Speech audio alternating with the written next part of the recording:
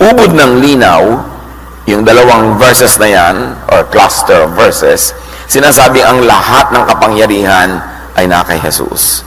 Lahat ng kinikilalang makapangyarihan ay dapat pasakop kay Jesus. At lahat ng ating niyuyukuan na kapangyarihan ay dapat iyuko sa pangalan ni Jesus. Therefore, wala tayo dapat pinaniniwalaan, sinusundan na hindi sumusunod kay Jesus.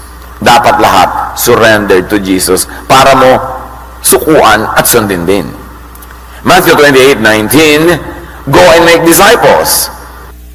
The goal there is the mission, the action, which has been the favorite focus of many, many teachers and theologians. Kaya sobrang obsession with missions, puro go, go, go. At ang sinabi, to all nations, which in Greek, ta ethne, which means nation, people, non-Jews, Gentiles, foreigners. In other words, pinapapunta ni Jesus ang kanyang mga mangangaral to all identities, all races, all societies, all genders, all communities, walang puwera.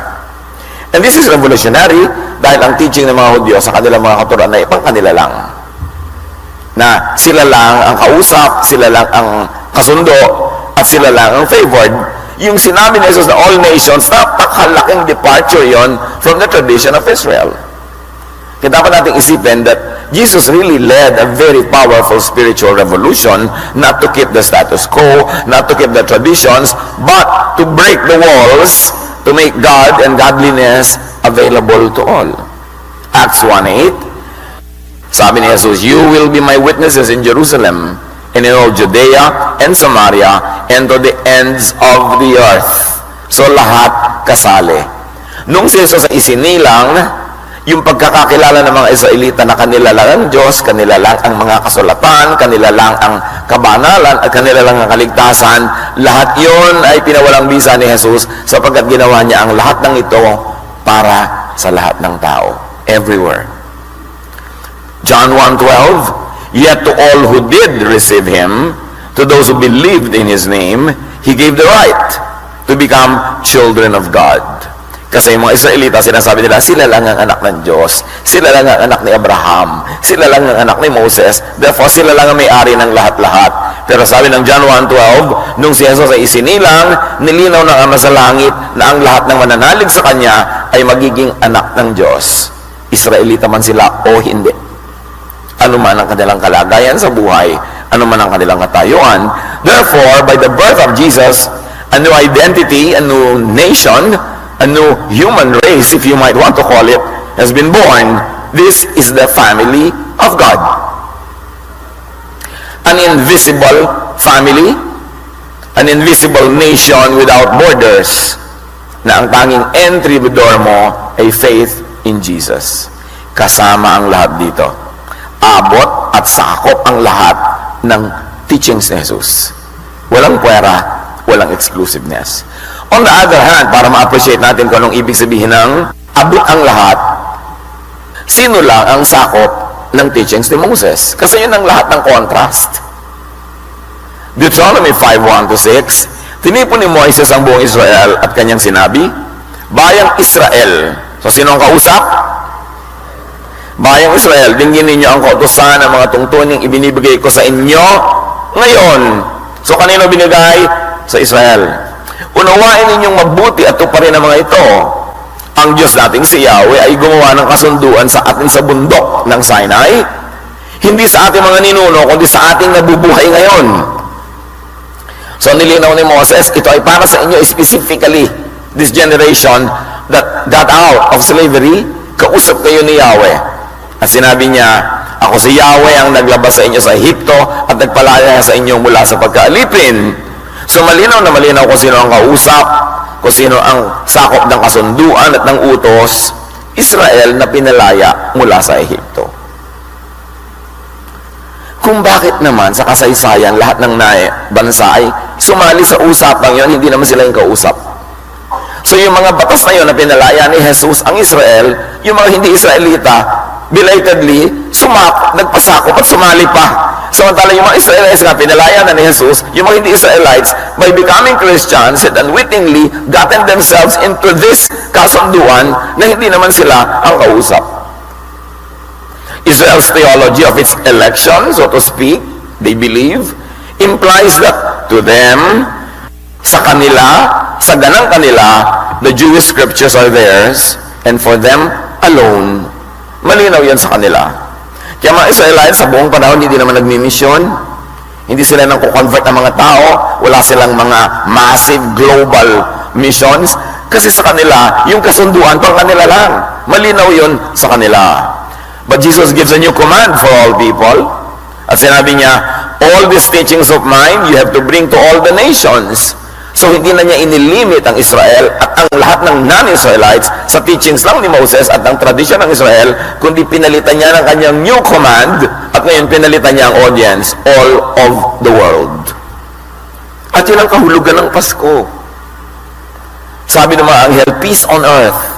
Hindi lang peace for Israel, hindi lang peace for a very select few, peace for all nations. As many as received Him, who believed in His name, He gave the right to become children of God. Yung pader na nagkukulong, ikinulong ng tradisyon ng Israel ng mga blessing na pang kanila lang sa kanilang paniniwala, ay binuwag ni Jesus at ang lahat ay pinalalapit sa Diyos sa pamamagitan ng bagong paraan, hindi pagsunod sa mga batas ni Moses, kundi pagtanggap kay Jesus bilang Panginoon at tagapagligtas. And of course, sa Matthew 28, in-include pa yung baptize them. This is another overemphasized portion of the teaching. To the point na pinag-away-awayan ng mga sekta kung ano ang tamang dami ng tubig sa pagbabaptize. Pero merong bahagi ng utos na ito at katuruan na neglected ng marami. Yung sabi ni Jesus na, teach them to obey everything, meaning every teaching that I commanded. Yung utos ni Jesus. Sabi niya, pinapupunta ko kayo sa lahat ng lugar at ituro nyo ang lahat ng aking katuruan. Pero in the last 2,000 years, the so-called Christian missionaries have been going everywhere. Pero ang turo nila, hindi lang turo ni Jesus. Dala-dala rin nila yung turo ng iba, nakahalo ng mga turo ni Moses, kaya nakakalito. Ang sabi niya, teach them everything I commanded you. Hindi niya sinabi yung kinommand sa inyo ni ganito, ni ganyan, ni gano'n. Sabi niya, I, si Jesus. Therefore, yung I na yon is not Moses, is not Peter, is not Paul, is not James, is not anyone else. But this is hardly given attention. At lahat ng turo na ito, pinaghahalo-halo sa teaching ni Jesus. Kaya ang confusion, nag-aaway-aaway mga Christian, nagbabato-batuhan, at lahat naman may mga verses na pangahawakan. Pero itatanong mo, yung bang ibinabato mo sa akin, turo ba yan ni Jesus? The teachings of Moses, of Paul, of James, etc. are binding to the Jesus followers when and only when such teachings submit to the teachings of Jesus. Hindi baliwala ang mga katuruan ni Moses, nila Pedro, nila Pablo, lahat-lahat. Hanggat yun ay mga nakasuko sa katuruan ni Jesus. Because remember, Jesus is the name above every name. That in His name every knee will bow. And all teachers and teachings will have to bow at the teachings of Jesus. Therefore, the names of Moses, Paul, and James are authoritative. Yes, but only when such names submit to the name of Jesus and the meaning of that name. The authority of these many great religious leaders are great as long as their knees bow to the name of Jesus. Kaya nga, He is the name above every name, the Lord of Lords, the King of Kings. At ito ang confusion ng Christianity for the last 2,000 years. Hindi nila alam kung na kaninong allegiance nila. Sinabi ni Jesus, forgive. Sabi ng isang apostle, give them to Satan. So anong gagawin nyo? Give nyo to Satan. Sinabi ng Panginoon, accept them. Sabi ng isang apostle, reject them. Kaya nagkakalito-lito. Kaya maraming divisions within Christianity because not all of Christianity is 100% solid Jesus. Halo-halo ang mga teaching. John 8:56 to 59, sabi ni Jesus, your father Abraham rejoiced at the thought of seeing my day. He saw it and was glad. Sabi niya, your father, hindi niya sinabing our. Kasi ang father niya, ang Father in heaven, hindi siya surrendered kay Abraham. As Siyempre, nag-react yung mga Jew. You are not yet 50 years old, they said to him, and you have seen Abraham? Very truly, I tell you, Jesus answered, before Abraham was born, I am. At this they picked up stones to stone him, but Jesus hid himself, slipping away from the temple grounds. A classic example of people loyal to Abraham and being murderous to Jesus. Kasi hindi nila nauunawa that the name of Abraham is to be surrendered to the name of Jesus. Pero sinabi nga ni Jesus, before he was born, I have already been. And John 1 tells us, in the beginning was the Word, and the Word was with God, and the Word was God. Hindi lang nila yon nagagap. Hindi nila naunawa. Acts 5:27-29, the apostles were brought in and made to appear before the Sanhedrin to be questioned by the high priest.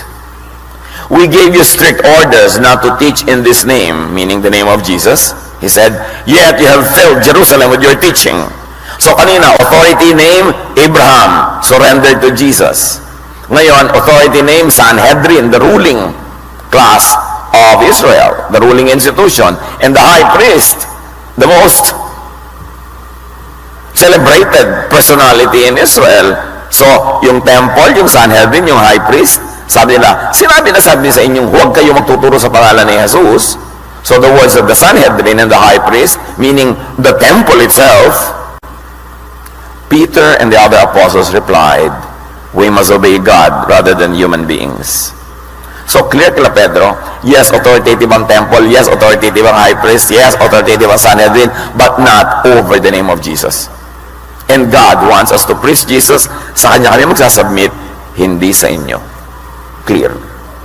Luke 9:54-55, when the disciples James and John saw this, that they were unwelcome in some villages, they asked, Lord, do you want us to call fire down from heaven to destroy them?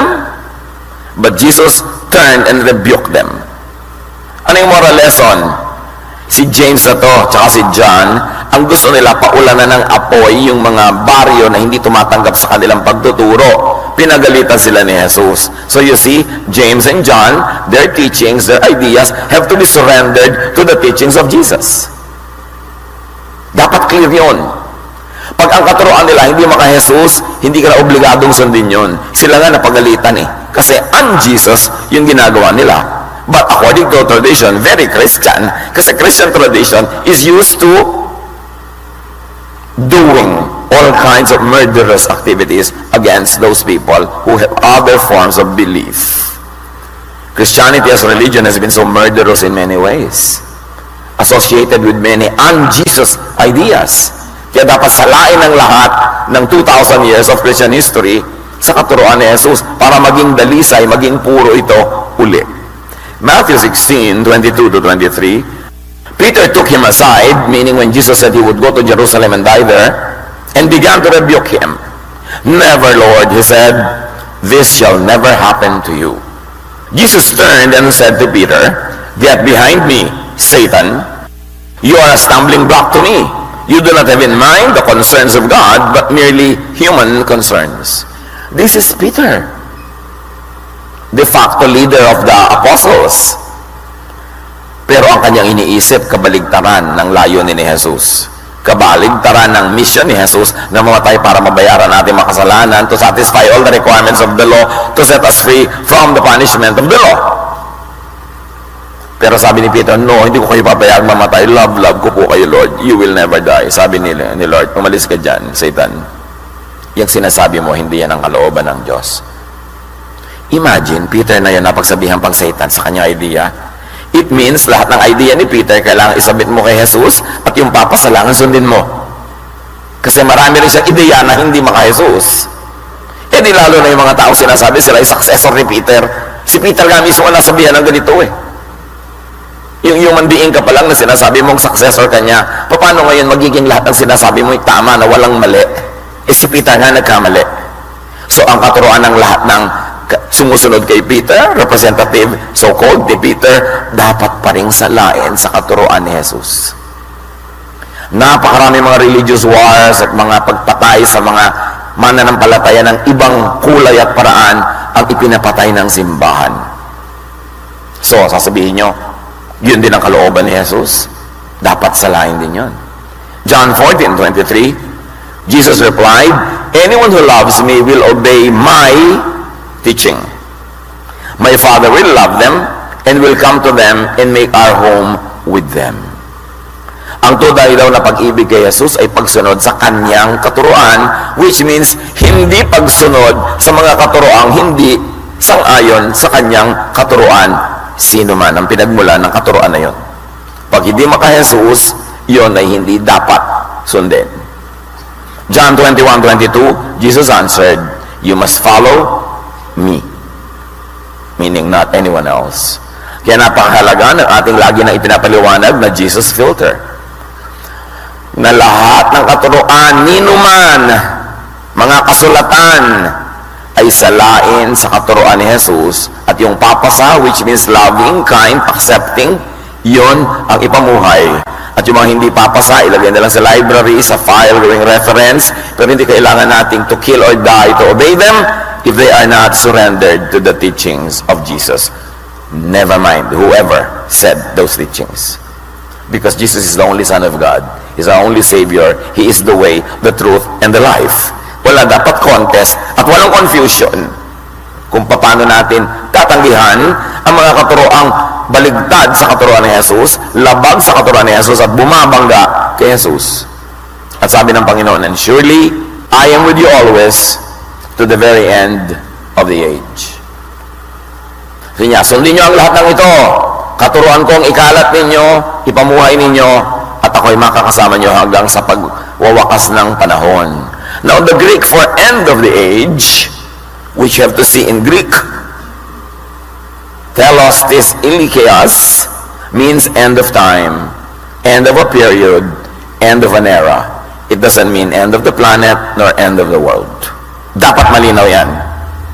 Kasi laging may mga nasasabing end of the world, end of the world, end of the world. Actually, ang sinabi ni Jesus ay end of the age. End of a certain era. Halimbawa, end of the temple age. End of the age of the priests. End of the age of animal sacrifices. End of whatever period. Kasi noong unang panahon, pag sinasabi nilang end of time, hindi nila ibig sabihin end of the planet. Kahit yung mga iba, some years ago, natakot dahil sabi daw ng Mayan calendar, mag-e-end na ang world kasi hanggang doon lang yung kalendaryo nila. Tapos natakot sila, lumampas naman yung araw na yun at nakakailang taon na ngayon, di pa nag-e-end yung planet because end of the world to the ancients is an end of an epoch, end of an era. Halimbawa, panahon ng Hapon, panahon ng Kastila, hindi ng lahat ng panahon.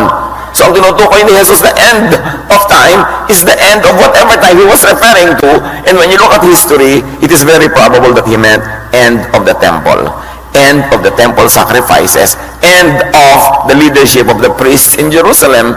And really, it ended just a few years after he went back to heaven. Yung end of time, end of the age, yan ang translation ng Worldwide English Version, ng New International Version, ng Easy to Read Version, ng NASB, maging ng New King James Version, at ng Revised Standard Version. Yung gumagamit lang ng end of the world is the CEV, the Contemporary English Version, the Living Bible, and the Old King James Version, which was very, very popular. Ang nagpauso ng end of the world, a King James Version, which pinalitan na rin nila sa New King James Version. Naging end of the age na rin. Because if you're going to use and apply scholarship in the Greek language, talagang end of time yon, hindi end of the world.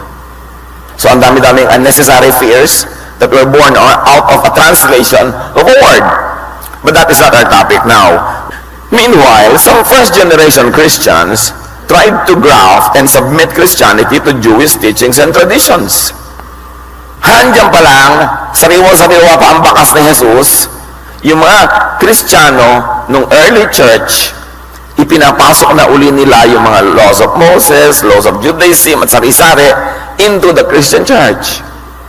So ang naging bunga nun, confusion, stress, trouble, quarrels, and fights. But again, this is another topic. Well, in fact, some apostles and leaders would do the same.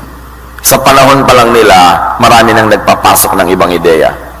Bagong-bago pa lang ang Christianity, yung mga Hudyo na naging Christian, pinipilit nila na magpa-circumcise. Yung mga Gentiles na naging Christian, pinipilit nilang ipasok ang kanilang dietary laws uli. ang kanilang mga iba-ibang tradition. Some of them nagtagumpay. Pinasok ulit nila yung Sabbath na kinancel na ni Jesus for the convenience of people. Ipinasok na nila yung mga bawal na kainin na kinancel na ni Jesus for the convenience of people. Ang aga-aga pa, ibinalik nila ang marami mga batas na yon. Kaya sabi ni Paul sa Galatians 5, 1-10, malaya tayo mula sa mga batas na yan dahil pinalaya tayo ni Kristo. Kaya magpakatatag kayo at huwag nang paalipin pang muli. Ako si Pablo ang nagsasabi sa inyo, kapag nagpasakop kayo kay Moses, binabaliwala ninyo si Kristo. Binabalaan ko ang lahat ng taong susunod sa isang kautusan ni Moses, tungkulin nilang sumunod sa buong kautusan. Kayong nagsisikap na maging matuwid sa pamamagitan ng pagtupad sa kautusan, inihihiwalay ninyo ang inyong sarili kay Kristo at napalayo kayo sa kagandahang loob ng Diyos. Ubod ng linaw na sinabi ni Pablo, o gusto niyo ng law ni Moses, sige, sundin niyo yung isa, pero oras sa sinundan niyo, ang isa susundan niyo lahat. Ang dami niyan. Because if you fail in one, you will fail in all. So either everything or nothing. And Jesus died to set you free from that law. Why are you trying to go back to it? Kaya sabi niya, iniisdab niyo ang kamatayan ni Jesus, ang pagdurusan niya, ang kanyang pagdugo, ang kanyang pagkakasugat. Pagka ni isa sa mga kautusan ni Moses, ibinalik niyo pa sa buhay niyo. Acts 15, 1-35, sabi ni Pedro, matapos magtalo-talo sila, bakit sinusubok ninyo ang Diyos? Bakit ninyo niaatan sa mga mananampalataya ang isang pasaning hindi na kayang dalhin ng ating mga ninuno at hindi naman natin kayang pasanin? At yun yung mga kautusan na naman ni Moses. And take note, brothers and sisters, 2,000 years of church history, more laws were added by all denominations. Pati haba ng buhok, pati kung anong hairstyle, pwede ba mag-makeup, pwede ba mag-lipstick, gano'ng kahaba ang laylayan ng mga palda, pwede ba magpantalo ng mga babae, ano bang kakainin sa Lord's Supper, may harina o wala, yung bang umaalsa o hindi, sa baptism ba, pwede yung turok, pwede buhos, pwede bang lunurin yan, ang dami-daming idinagdag. Pag member ka ng choir, hindi pwede magpaligaw, gano'n, iba tuloy ay mag-choir.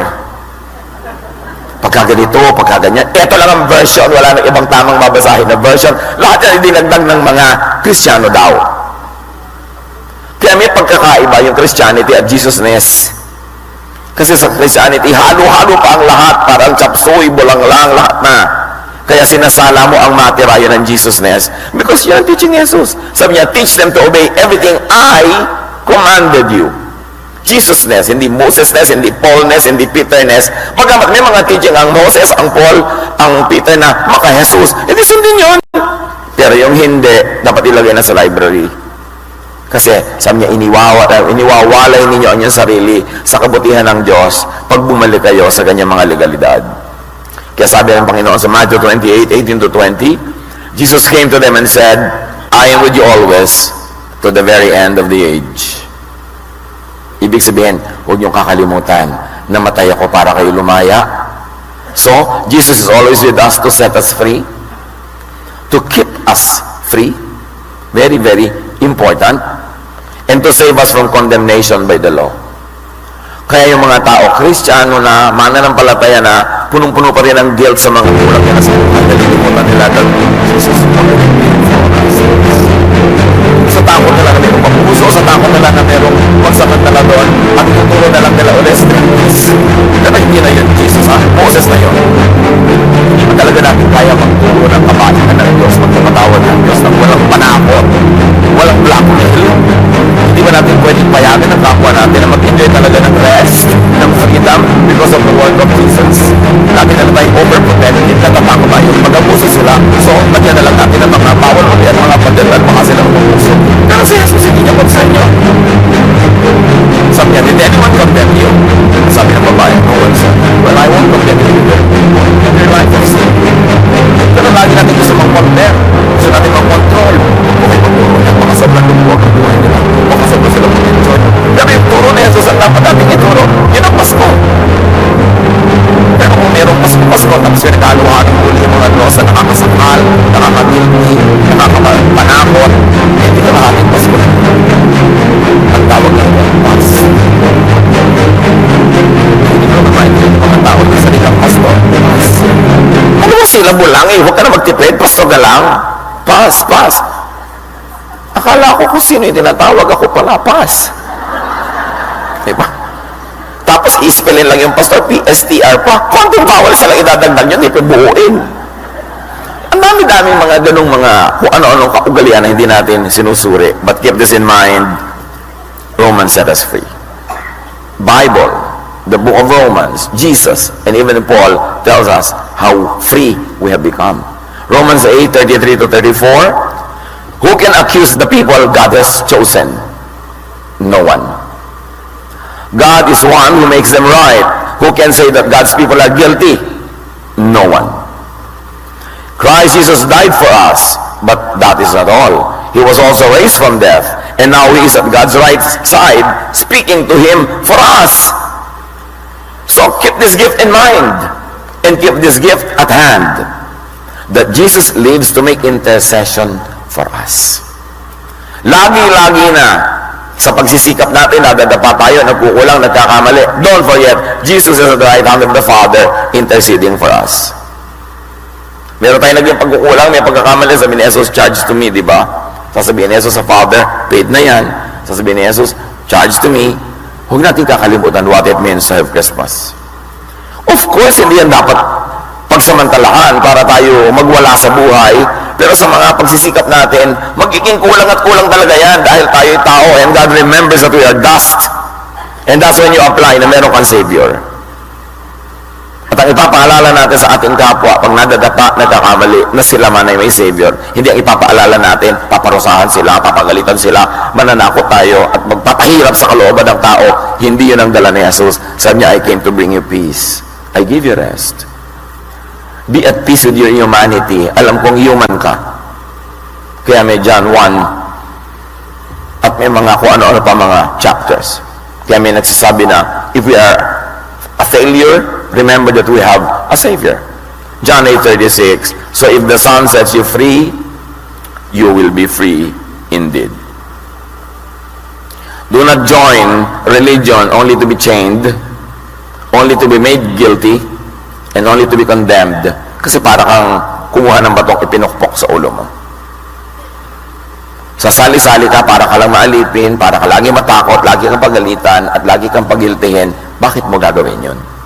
Samantalang Jesus came to set you free. But you know why religion does it? Because religion is one foot kay Jesus and one foot kay Moses. Kaya may mga ganong elements. Kaya dapat linawin. Hindi tayo kontra Moses, of course. Ang dami niya magagandang katuruan. Ituloy. Pero yung mga un-Jesus, yung mga batuhin na nagkasala, ipuwera sa camp, iwan yung mga ganon, hindi na yun Jesus. Dapat na yun ilagay sa history. Hindi kasali ang Jesus people sa mga usapin ng Jewish law. Unless the teachings of Jesus say so, affirm and fulfill those teachings. Because Jesus set us free, not only from sin, but also from the Jewish law. Dapat yun pakaisi-isipin. Matthew 5:17, do not think that I have come to abolish the law and the prophets. I have not come to abolish them, but to fulfill them, which in many ways, Jesus actually, the fulfillment, minodify, iniba yung application, pinabait, or inilagay na lang sa history. Sabi niya, mahalaga i-apply niyo ang Jesusness because it is the one that will set you free, that will give you peace, and will make you loving and accepting. Because the fulfillment is the Jesus way, because Jesus is the way. And the way of Jesus is love, forgiveness, and rest. Dapat doon ang ending ng mga ginagawa natin. So receive, enjoy, and share this gift of Christmas. Understand what it means. That the gift of Christmas is the teaching of Jesus, pure. And all other teachings must be filtered, tempered, made kind and beautiful through the Jesus filter. Jesus paid with His life for this. So huwag nating sayangin at makita natin ang ganda ng kahulugan na meron tayong tagapagligtas at yun ang ipinagdiriwang. Panginoon, salamat po sa diwa ng Kapaskuhan. No matter what day talaga ipinanganak si Jesus, no matter what way this is celebrated, ang ipinagpapasalamat namin, Panginoon, ay mahal nyo kami, sinugo nyo ang iyong anak na si Jesus para iligtas kami sa lahat ng mga unnecessary religious traditions and laws so that we can have a peaceful, kind, and loving life. Pagbulay-bulayan natin ito, mga kapatid, ipamuhay at ibigay bilang regalo ngayong Kapaskuhan at sa lahat ng araw. Be with the Lord in silent reflection.